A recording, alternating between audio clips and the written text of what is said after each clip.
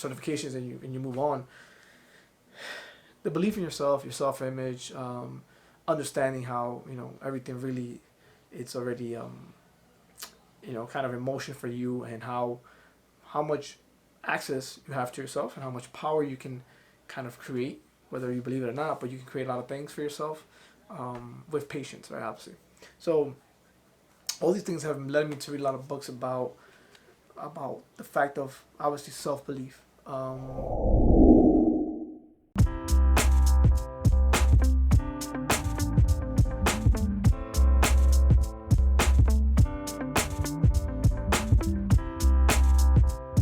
Hey everyone, we are back. We're back, and as usual, my daily videos here, and I wanted to just share some thoughts as usual.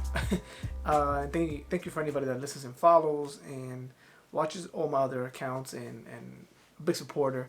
I think it's something that if you're a content creator or you're somebody that creates on a normal daily basis and bringing your authentic self, it's something that you know that it takes a lot of work and a lot of I would say use of your other side of the brain, which is your creativity side, trying to implement and not always having the talent, but staying light, staying creative, and really I think it makes you really think about things differently, and it does make you, I think, a lot more aware of how you process things.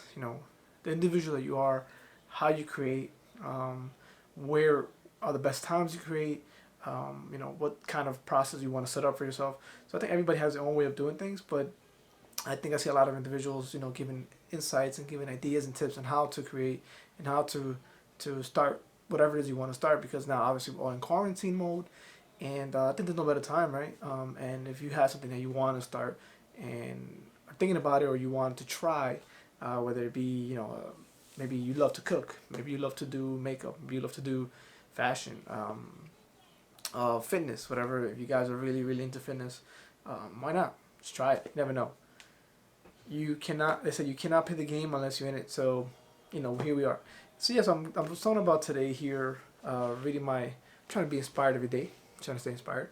Dr. Wayne Dyer, one of the little books that is really small, and I think I bought it for like $5 on thrift books, and it's actually been one of the books that I really try to reread, because it's very easy to get caught up with the news and all these outside influence, and so that we forget about how much information we have within ourselves and how powerful we are already. And being that I grew up with none of this really being implemented on me or being taught, especially from immigrant parents, and also a school system that kind of just you basically train you through the system, unless you find some great teachers out there that will inspire you and motivate you. But for the most part, you get your certifications and you move on. The belief in yourself, your self-image, understanding how everything really it's already kind of emotion for you, and how much access you have to yourself and how much power you can kind of create, whether you believe it or not. But you can create a lot of things for yourself with patience, right? Obviously. So all these things have led me to read a lot of books about the fact of obviously self-belief, manifestation,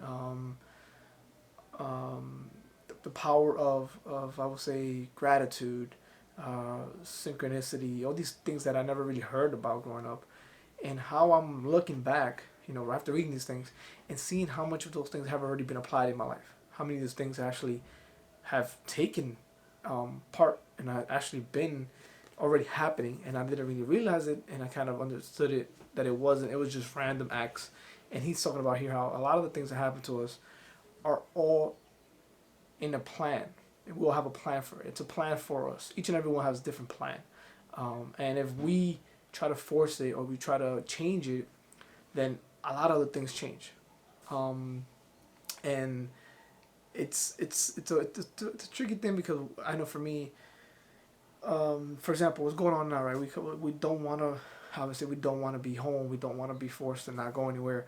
We don't want to not take activity or participate in our extracurricular activities or hobbies, whatever it is that we do. Especially now the summer is coming around the corner. If you like to be outdoors, I don't like to be outdoors. Whatever it is, we have to be more precaution, take more precautions, and also we don't know if things are going to be open as much or whatever it is that's going to happen now coming these following weeks. But maybe understanding this is part of a plan, a bigger plan, then I think it gives us a lot more ease. And I think what's going on right now, it's a great message for all of us. That everything that's going on right now, all these things are that we wish it wouldn't be happening. We wish it wouldn't be this way, and we can just be free to go wherever we want, and there's nobody that'll be telling us what to do, and all these things. Understanding is part of a bigger plan, and maybe it's a good thing, for all of us to sit down and finish that closet, clean out that that storage room, throw out old furniture, whatever it is that you've been trying to do, you've been wanting to do, and you never had the time for it. Well, at the time, there's no excuse now, right? We have time on our side now, and these things that I feel like we kind of didn't really pursue because we didn't have time. The time is there, and these events can look like, a crisis or a setback, but it could be the moment where I think a lot of individuals find themselves, find out what their interests are, what they really care about, what they forgot they used to care about, what they remember that they used to do certain things, and they're doing it again, and they forgot how good they were at it, and purpose comes back to them, and fulfillment, and all these things that we kind of lost along the way, gratitude, all these things that we forget. Not that we don't have it or we don't care for it, so we forget. We get busy with that. We get busy with every day. We forget a lot of things. I know gratitude has been one of the things I've been practicing a lot. Acceptance, patience, all these things that we forget. Um, Patience is testing everybody wherever you go. Today I went to the bank, and again, normally a trip to the bank might be 15, 20 minutes, whatever it is, but there was a line. I was on a drive-through line for about half an hour. It was cars. I was talking about cars back to back. I would say a couple two blocks of a line for the bank. And if your patience is horrible, you have very limited patience, you are being tested. You have no choice. There's nothing you can do about it. This is part of the new norm. With the banks taking precautions, and the drive-through. Everybody was going to a drive-through. Everybody had to go. And I would also tell myself, like, I'm actually able to go to the bank, right? I'm actually able to go and have funds and not have to worry about where the funds are gonna come from. Like, these are things that we gotta be grateful for, right? Not worry about how long it's gonna take me to get in and get out. So yeah, patience is being tested, gratitude, um, accepting of what is. All these things that we kind of hear, we kind of forget, we kind of don't really understand, are all being tested right now. And for the parents out there, our kids are being the biggest teachers. I know for me they are. And I would say 5 weeks into it of the homeschooling. I think it's about 6 weeks. I'm not sure, but you know, I'm learning more about my daughter than I ever knew. It's only been 5 or 6 weeks, so I can imagine how far we're gonna be at the end of this month. So these are moments that I think we will look back, and yes, it's gonna be one of those moments like, what the hell happened 2020? But at the same time, it might be the time where we shifted, right? Dr. Wayne Dyer talks about it a lot in The Shift. He has a great movie, where we start realizing what really matters, what doesn't, and we start focusing more on things that we forgot mattered. And these times are remembering us of those things. And as I said, try to stay light, try to stay positive. We all have our bad days and good days, right?